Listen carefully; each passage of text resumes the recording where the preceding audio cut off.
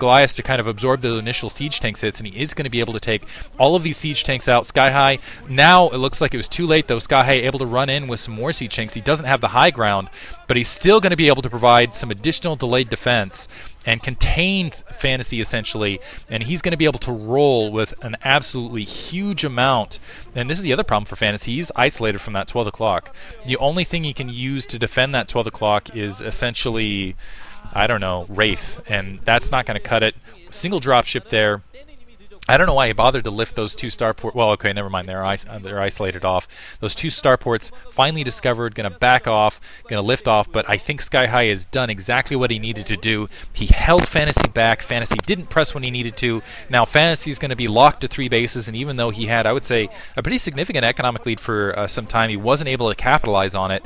And right now, you're just going to see all sorts of units coming and streaming out at him in not too long. Fantasy trying to, wow, a Valkyrie. That's Fantasy creativity there for you. I almost feel like Valkyrie is really Fantasy's unit. Maybe if he can knock those Wraith, he's just, I think, a little bit too scared of that Wraith force up in the air, just a little bit too frightened of it, giving a little bit too much credence perhaps here. And those Vultures just wandering out, getting absolutely stymied. Beautiful defense here from Skyhigh, and he's going to have more troops to do it with. Now Skyhigh can actually pull back, sit back, play defensively, and it's going to be Fantasy needs to do something magical now. It looks like he does have a couple factories to work with. I'm curious why they actually have the, maybe again some of the more skilled players, if they actually are watching this, they can tell me why they stagger that 1 factory out of the line.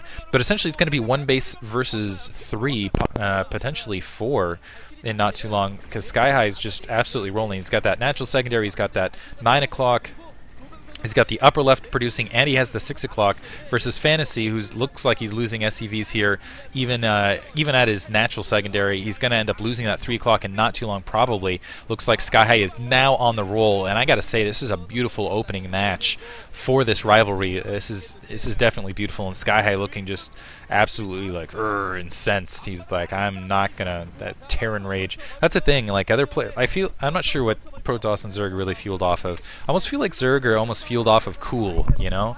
Like you look at all the really great Zerg, you got like GG Play, he's just like that suave, he's got the glasses, it looks like, you know, he's in the Rock video, whatnot. You've got Jaedong, and Jaedong's definitely one of those guys who's just got a lot of charisma, I think. And you have Savior, who's like Mr. Charisma and Mr. kind of, I don't know, he has a very big personality, which is probably why Firebat Hero should probably switch over to Zerg. But anyway, the Zerg, it feels like they're kind of fueled on cool or whatever. And Protoss, I don't know, they're almost fueled on kind of relaxed whimsicalness or whatnot. You know, they're just kind of, Protoss players in general just tend to be more relaxed and whatnot. But Terran players are fueled off pure rage. Undaunted rage. And they're just, they store it up through the week and they unleash it in StarCraft. And you can just see it on Skyhigh's face right here. He is pissed and he wants victory. Running forward, Fantasy just did not have enough anger in the engine, it looks like, to really pull out with this. The one guy that's kind of an enigma in that regard for me is Nada. I've never seen, like, UV's looked pissed multiple times, but I've never seen Nada, like, purely pissed. Really brilliant maneuver throwing those Valkyries in, though, able to take out all those Wraith. Now there's no air support. Those tanks going to get picked apart. The Goliath's going to be able to swing around, though, and you can see, look at that. That's just anger face, mad face. Looks like the siege tanks, Fantasy is going to be able to break out, but honestly, I don't think it's going to make a difference. You're just going to have too large an economy. Specifically, the dropships are going to be what I think is going to be crazy. I expect to see in maybe a minute or two a big vulture drop to that north, and Fantasy's just not going to be able to defend his territory. A couple SCVs just defending. Still 0 upgrades, actually, across the board for Fantasy. He's just had to skip it. Actually, 0 upgrades on both ends. They've just played a 0 upgrade economy game. Some vultures able to sneak into the 6 o'clock, but that's not stopping the 12 o'clock, which is now producing, or that upper left-hand corner, or the 3 o'clock. It looks like some Goliaths starting to move. Never mind, the Goliaths do have level 2 weapons. And it looks like Fantasy just got level 1. So yeah, he killed a lot of SCVs there, but it's not going to take very long, essentially, for Skyhigh just to replenish this base. So it's kind of like that last second, like, ha ha ha, I actually managed to damage one of your bases, but doesn't make a difference. He's already mining at 12 o'clock, up several points, and it looks like Fantasy's just losing some concentration. Someone's losing some concentration here, losing concentration and just sacrificing several siege tanks there on the front door. But I'm waiting. There's the dropships. And that's the thing is this was kind of delicate to try to get those dropships out because you got to sacrifice some siege tanks and some wraith and things like that. But once you get them out in the air and once you're in position to defend them, it can really work out. But actually, this could be a big swing at events if those Valkyries can. Nope, never mind. Just kidding. Going to be able to drop inside, and I think that should be it. Yeah, just too much underneath, and now Fantasy can't really defend all locations at once. Those Goliaths should be able to defend against any sort of Valkyries or Wraith trying to run and take care of that. Fantasy actually has to back off his front door to try to go defend near his main, losing his factories. And you can see how long it's taking him to actually get back there. The Valkyries just sitting there. They're just scared. Not angry like they need to be. Need anger. But yeah, 2 factories taken out. Skyhigh probably a ton of factories just unloading in Fantasy's base. I don't think he's got a single unit that's outside of, well, aside from SCVs, of course. It's just like a party. It's like, hey guys, we're gonna have a drinking party outside Fantasy's base.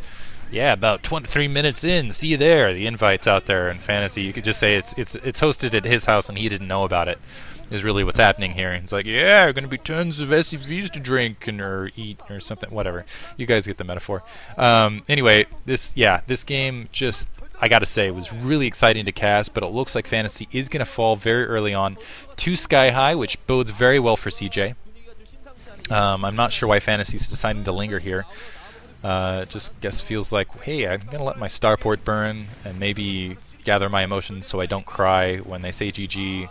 And then, I don't know, let the coaches decide who they're going to send out, get a good look at Skyhigh's APM or the way he micros tanks and Goliaths right here. Really fast, let me talk about the next match. Looks like it's going to be Neo Moonglaive, which I actually don't think I've seen a match on yet. Which reminds me a lot of Return of the King. Okay, never mind. Fantasy still has some units out, which is why he's deciding to roll out and do some attacks. He's got to wait until every single unit's dead in a kind of classic, I guess, Winners League style. That's the thing is, yeah, this is Winners League, but it's like, come on, man. It's like, gotta get my time on air. SCV's coming off the line to help in this, and that should be GG right there. Maybe. No, Fantasy still wants to fight some more. Come on, dude. You're getting bad-mannered here. This is almost like the bad-mannered I'm not going to exit until, yeah. This is, again, rage right there. I can still take stuff out. There's only 3 factories left. That factory, even if it produces something, stuff is going to blow up. He's losing his command center at his main. I don't even think you can afford to repair it. You're not going to win this game, dude. I guess, okay, never mind. I take it back. The one strategy of staying late in the game here is actually to wear Skyhigh out. You want to frustrate Skyhigh long as possible, make this as difficult as possible, so the next player that runs up and plays him is, you know, a little bit more worn out, things like that. So he might actually stay until the last building just to be as frustrating as possible, and I'm not sure that makes for good StarCraft, but whatever. Another huge army just brutalizing there, and let's see if Fantasy does wait until the very last building just to kind of be like that kind of punk and be like, yeah, I'm going to make sure you... Nope, there he goes. Okay, hope you guys enjoyed it. Really exciting match. Good start. Yeah, really. I'm not sure what was with my really there. Have been live casting these at justin.tv/DiggitySC, and I guess I'll give a shout out to Mold Trap because why not? Also, hi Snacky, hi Goober. Talk to you guys later.